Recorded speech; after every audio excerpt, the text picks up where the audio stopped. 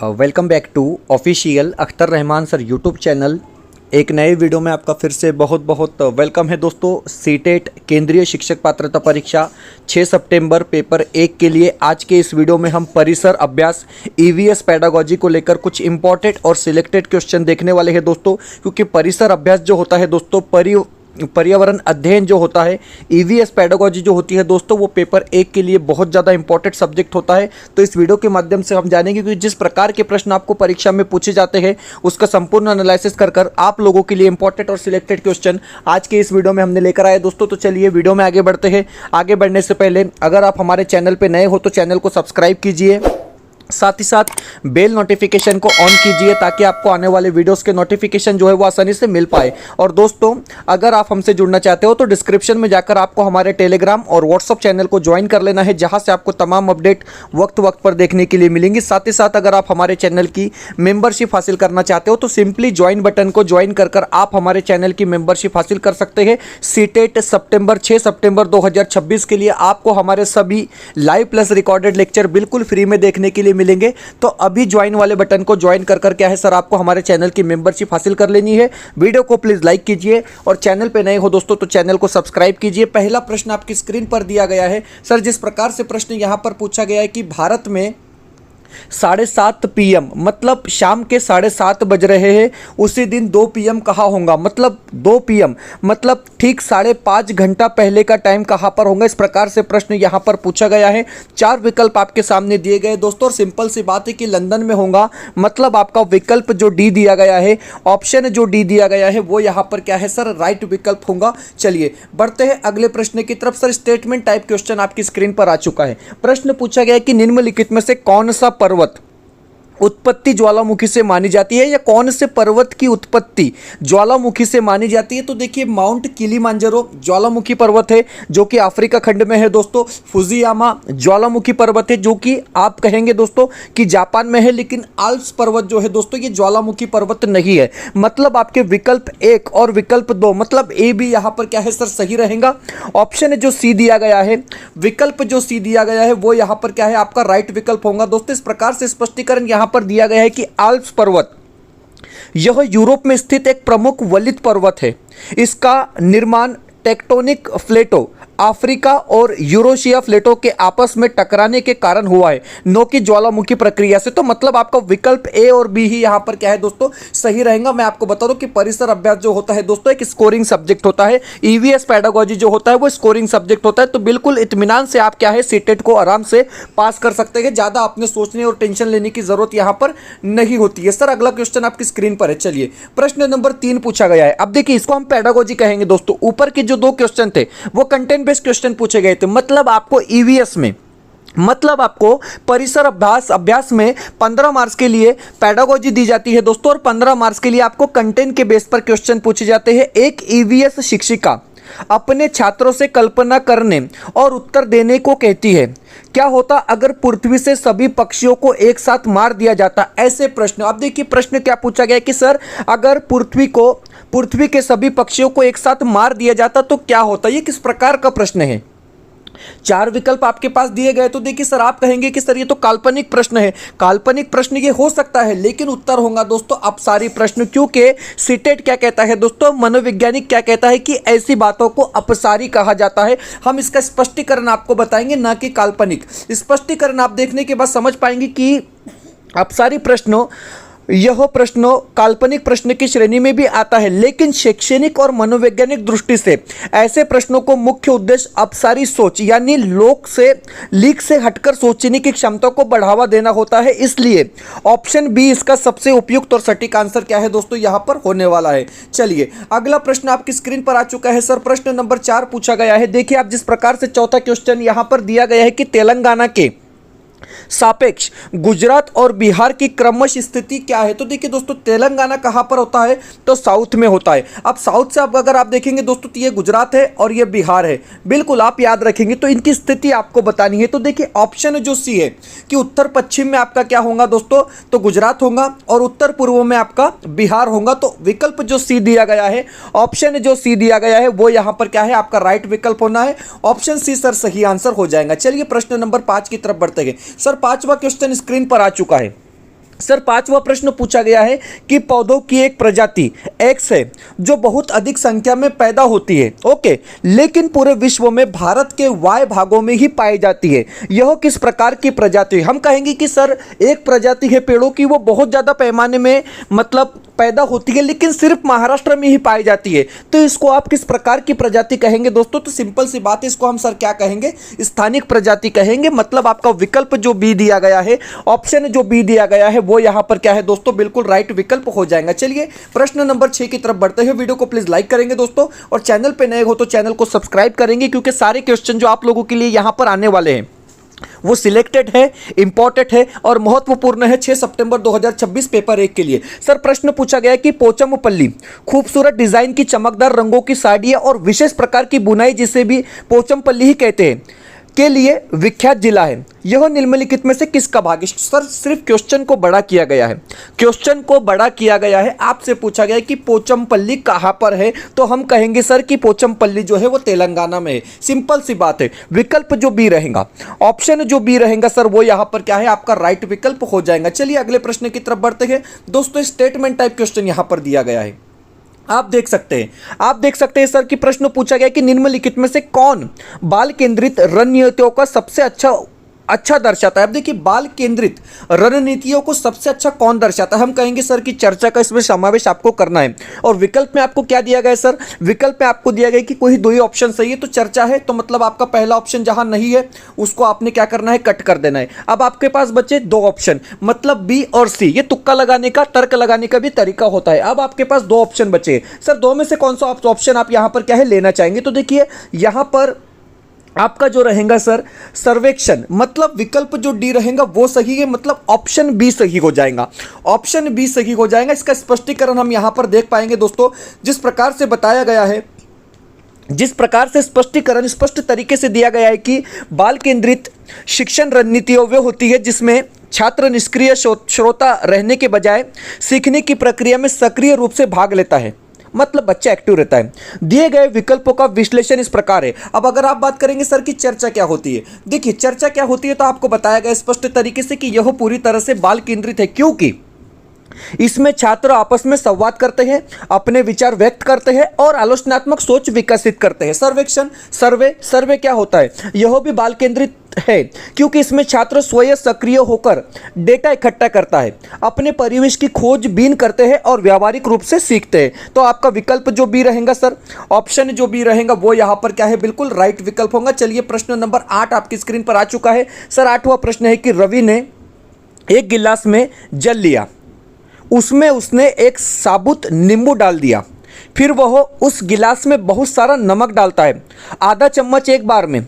कुछ समय पश्चात उसने पाया कि, अब देखिए पानी में रवि ने क्या किया दोस्तों? नमक मिला दिया। नमक मिला दिया मतलब क्या हो गया? घनत्व बढ़ गया। घनत्व बढ़ने से क्या होता है दोस्तों? फिर नींबू जो है जल में तैरने लगा। मतलब आपका विकल्प जो डी रहेगा, ऑप्शन जो डी रहेगा सर, वो यहां पर क्या है? सही विकल्प होगा। स्पष्टीकरण देखने के बाद आप और बेहतर तरीके से यहां पर समझ सकते हैं। जिस प्रकार से बताया गया कि शुरुआत में साधारण पानी का घनत्व नींबू के घनत्व से कम होता है, इसलिए नींबू शुरू में पानी में डूब जाता है, लेकिन नमक मिलाने के बाद जब पानी में लगातार नमक घोला जाता है तो पानी का घनत्व बढ़ने लगता है। जिस प्रकार मृत समुद्र का भी हम इस्तेमाल यहां पर कर सकते हैं या एग्जाम्पल दे सकते हैं। परिणाम क्या होता है? जब खारे पानी का घनत्व नींबू के घनत्व से अधिक हो जाता है तो पानी का उत्पादन बल बढ़ जाता है और नींबू ऊपर आकर पानी की सतह पर तैरने लगता है। सिंपल सी बात है दोस्तों। विकल्प जो आपको दिया गया है, विकल्प जो डी दिया गया है, वही यहां पर क्या है? आपका राइट विकल्प होना है। चलिए बढ़ते हैं नेक्स्ट क्वेश्चन की तरफ। प्रश्न नंबर 9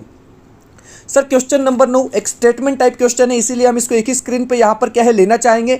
आप देख सकते हैं सर, प्रश्न पूछा गया कि सीमा एक ईवीएस शिक्षिका है, पैडागोजी को लेकर प्रश्न पूछा गया है। अपने छात्रों के लिए चिड़ियाघर एक क्षेत्र भ्रमण फील्ड ट्रिप का आयोजन किया है।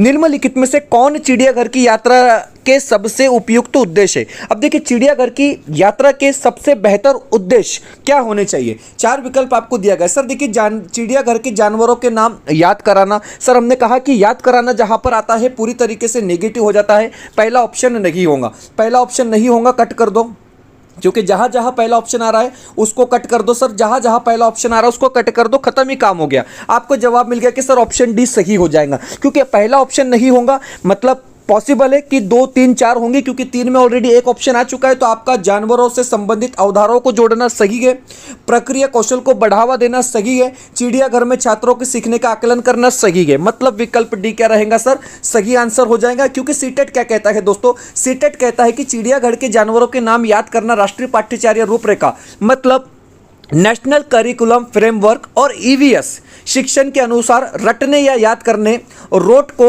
हमने क्या कहा है दोस्तों, हतोत्साहित किया है।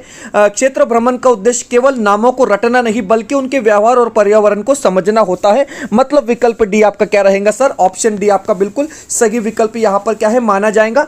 अगला प्रश्न आपकी स्क्रीन पर है कि डॉक्टर मरीजों में मलेरिया की पहचान के लिए खून की जांच कराने के लिए निर्देशित करते हैं। खून की जांच से क्या होता है दोस्तों, उसमें उपस्थित जीवाणु का पता चलेगा।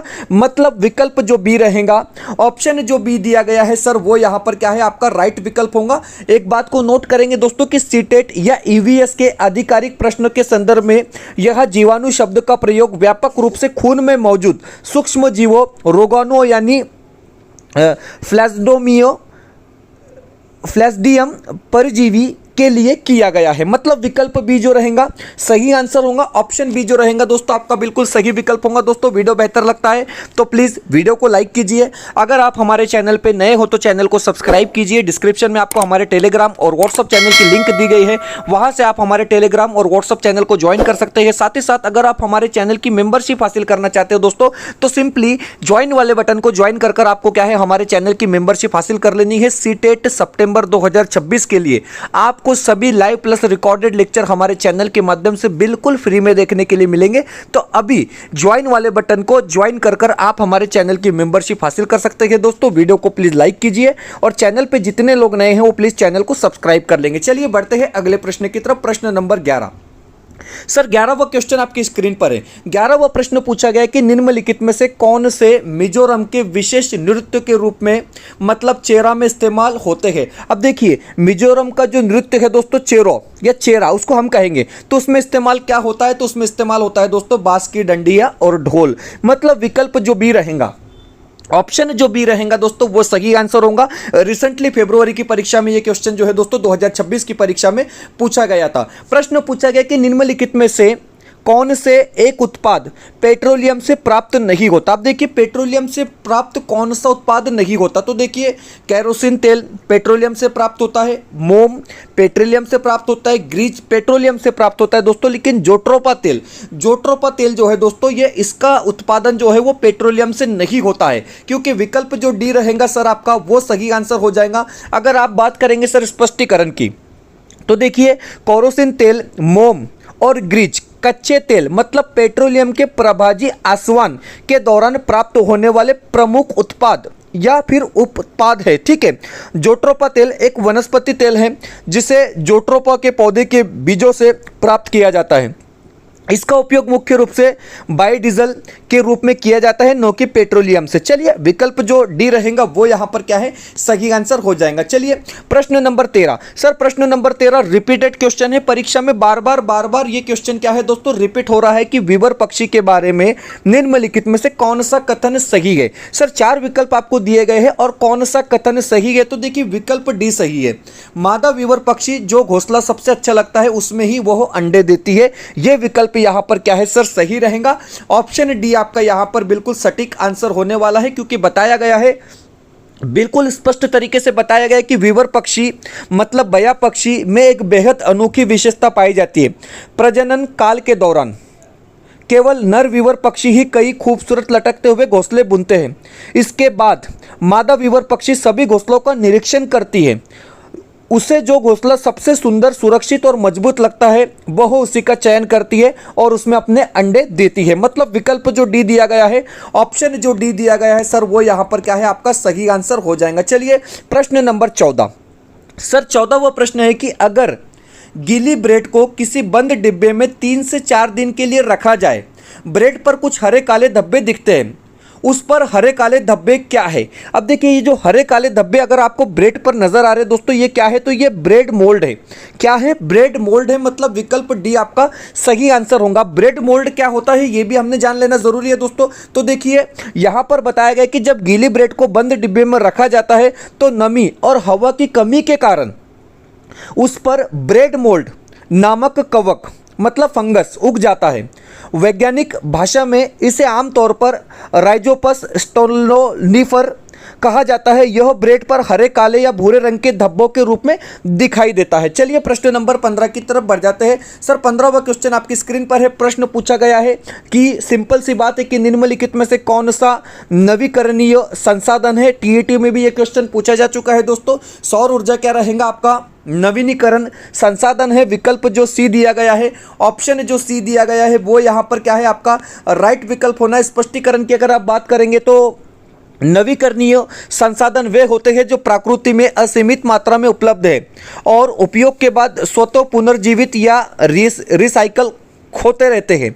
सूर्य की रोशनी कभी समाप्त नहीं होगी, इसलिए सौर ऊर्जा एक नवीकरणीय स्रोत माना जाता है। विकल्प जो आपका सी दिया गया है वो यहाँ पर क्या है दोस्तों सही आंसर होगा। दोस्तों हमारे अपडेट क्वेश्चन सेट सीटेट सितंबर 2026 पेपर 1 के लिए अवेलेबल हो चुके हैं दोस्तों। आप आपकी स्क्रीन पर देख रहे हैं आपको मराठी, हिंदी, सीडीपी मतलब बाल मानसशास्त्रों, परिसर अभ्यास और गणित विषय के यहां पर 50 क्वेश्चन सेट मिलने वाले हैं दोस्तों। अपडेट प्रश्न पत्रिका है विथ आंसर की। 499 रुपए हमने प्राइस रखा है। 499 रुपए में आपको सभी सब्जेक्ट के लिए 10-10 क्वेश्चन पेपर यहां पर दिए जाएंगे दोस्तों विथ आंसर की, और संपूर्ण प्रश्न पत्रिका का एनालिसिस कर जो होने वाली परीक्षा होती है, मतलब 6 सितंबर को जो आपकी परीक्षा होने वाली है दोस्तों, उस परीक्षा के लिए सिर्फ ये क्वेश्चन सेट तैयार किया गया है। मैं आपको बता रहा हूं पूरे अनुभव का इस्तेमाल कर पूरे तजुर्बे का इस्तेमाल कर ये प्रश्न पत्रिका बनाई गई है दोस्तों। और आपको इसी प्रकार के प्रश्न जो है 6 सितंबर 2026 को पेपर 1 परिसर अभ्यास में देखने के लिए मिलेंगे या सभी सब्जेक्ट में देखने के लिए मिलेंगे दोस्तों। तो स्क्रीन पर एक व्हाट्सअप नंबर दिया गया है, इस नंबर पे कांटेक्ट कर आप क्या है इसको परचेस करेंगे। सिंपली व्हाट्सअप पर आपको हाई करना है, आपको हमारी तरफ से स्कैनर दिया जाएगा, उस पर पेमेंट करना है दोस्तों। तुरंत स्क्रीनशॉट भेजकर आपको ये प्रश्न संच जो है तुरंत मिल जाएंगे, जो परीक्षा के लिए आपको मैं बता रहा हूं दोस्तों 100% आपका रिजल्ट बना कर देंगे। तो व्हाट्सअप नंबर स्क्रीन पर दिया गया है, इस नंबर पे कांटेक्ट कर अभी आप क्या है इसको परचेस कर लेंगे दोस्तों। वीडियो को प्लीज लाइक कीजिए और चैनल पे जितने लोग नए हैं चैनल को सब्सक्राइब कीजिए। प्लीज वीडियो को लाइक कीजिए और चैनल पे जितने लोग नए हैं दोस्तों वो चैनल को सब्सक्राइब कर लेंगे। बिल्कुल 2026 की परीक्षा से डायरेक्ट स्क्रीनशॉट लेकर ये क्वेश्चन ऐड किया है दोस्तों। प्रश्न है कि निम्नलिखित शास्त्रीय नृत्यों का संबंधित राज्यों से मिलान कीजिए। अब देखिए कौन से राज्यों में कौन सा नृत्य है, कौन सा नाच है। पहली बात होती है दोस्तों भरतनाट्यम कहाँ से है, तो सर आप कहेंगे ये तो तमिलनाडु से है। मतलब पहले की जोड़ी आपकी ए बन जाती है और ए ऑप्शन सभी में दिया गया है दोस्तों। ए ऑप्शन क्या है सभी में दिया गया है, लेकिन यहाँ पर 4 बताया गया है, यहाँ पर 4 बताया गया है, मतलब आपका सही विकल्प आपको मिल गया। ज़्यादा कुछ करने की जरूरत नहीं। हमने कहा कि सर भरतनाट्यम तमिलनाडु से है, आपको जवाब डायरेक्ट मिल गया। बाकी के आंसर आपको पता हो या ना हो, लेकिन हम आपको बताएंगे कि कथक कहाँ से है। तो सर कथक होता है उत्तर प्रदेश से, मतलब आपका दूसरे का 3 हो जाएगा। बिल्कुल। मोहिनी अट्टम कहाँ से है, सर मोहिनी अट्टम कहाँ से होता है, तो ये केरल से होता है।